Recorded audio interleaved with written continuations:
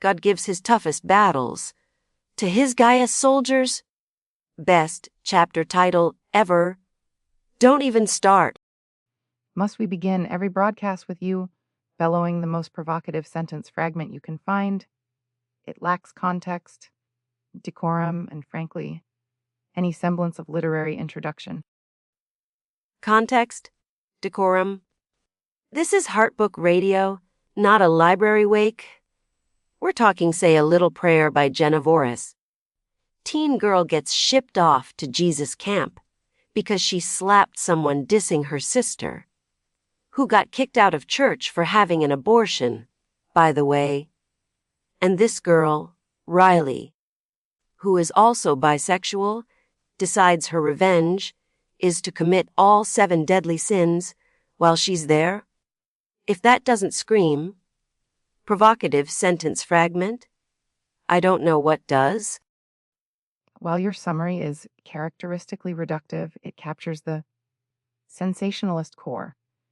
The author is clearly attempting a satirical critique of religious hypocrisy through the lens of adolescent rebellion and queer identity. Oh, is that what the kids are calling it? I call it Tuesday. This Riley sounds like a piece of work. Passionate about injustice, sure. But also sounds like she'd key your car if you took the last good parking spot. You know? Like my neighbor Carol. Must every fictional character remind you of your neighbor Carol? Riley is a complex protagonist grappling with institutional betrayal and her own burgeoning identity. Her methods are questionable, yes. Impulsive, perhaps even self-righteous, but understandable given the circumstances. Understandable. She slaps someone, then goes to church camp planning to tick off lust, gluttony, greed, sloth, wrath, envy, and pride.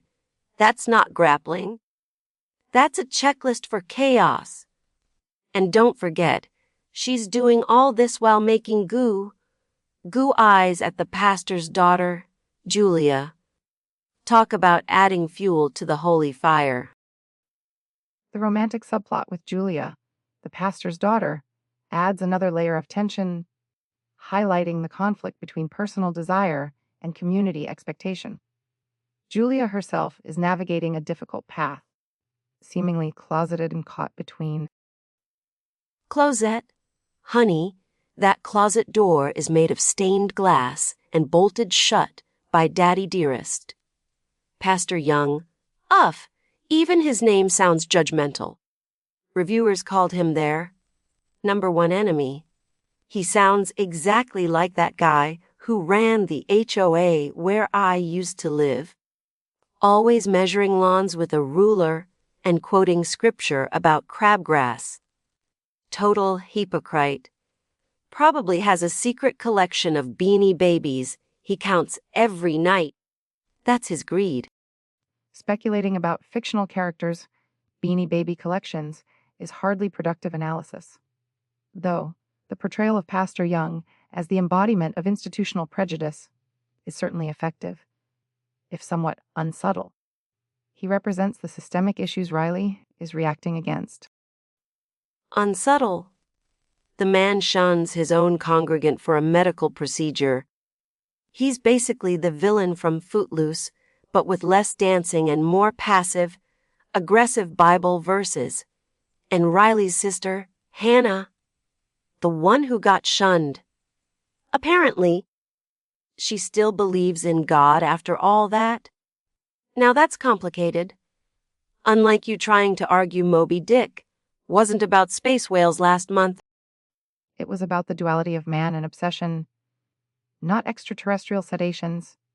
Can we please focus? The question is, beyond the shock value, is Say a Little Prayer actually any good? Depends who you ask. Some reviewers were practically screaming and throwing their phones. In a good way, I think. They loved Riley, flaws and all. Said it felt real. Especially the religious trauma stuff. But then you get folks losing their minds over the phrase, Daddy Christ. Oh, dear Lord, not Daddy Christ. I saw that mentioned. One reviewer called it cringe and indicative of millennials trying to connect to Gen Z. It does feel rather forced, a desperate grasp for relevance. Forced? It's hilarious. It's exactly the kind of dumb thing a sarcastic teenager would say. Lighten up. It's not like it's the only thing in the book, though apparently there's also a scene inspired by that old Disney movie, Radio Rebel, where a bunch of girls claim a homoerotic journal entry to protect Riley. Okay. That sounds cringe, like second-hand embarrassment cringe. It speaks to the camaraderie, perhaps? A slightly clumsy depiction of solidarity. Some reviews did mention the pacing felt rushed, or that the 7 deadly sins plot wasn't fully explored. It seems Voris juggled numerous heavy themes: queerness, abortion rights, religious abuse, romance, perhaps too many? Okay, let's read a listener email. Well, one we totally received and didn't just write ourselves 5 minutes ago. Dear Heartbook Radio, writes someone, real original. I love Say a Little Prayer. Riley is my spirit animal, but I was kind of bummed she didn't, actually commit more sin. Where was the real gluttony? Did she even try sloth? 5 stars for angst, 2 stars for follow through. See? People wanted more sin. That rather misses the point, doesn't it? The intention of rebellion, the statement, is often more significant than the literal execution, especially in adolescent narratives. It's about Riley finding her voice, not actually, I don't know, engaging in a 7-course banquet of pure lard for gluttony. Speak for yourself. If Riley were a sandwich, she'd be a Reuben on rye. Messy. Kinda angry, surprisingly complex, and definitely not welcome at certain establishments. Julie is a cucumber sandwich with the crusts cut off, hiding a spicy mustard center. And Pastor Young? He's just stale white bread. Why must everything be a sandwich? Fine. Let's rate this thing before I develop a stress-induced ulcer. Thematically ambitious, occasionally heavy-handed, likely to resonate strongly with its target audience while simultaneously alienating others. The dialogue, bearing certain colloquialisms, felt authentic. Okay, judgment time. I give Say a Little Prayer. 6 out of 7 deadly sins, attempted with flair. Points deducted because I wanted more dramatic sinning. But bonus points for pissing off the right people and the phrase, Daddy Christ. I award it 3 out of 5 suspiciously well behaved camp counselors.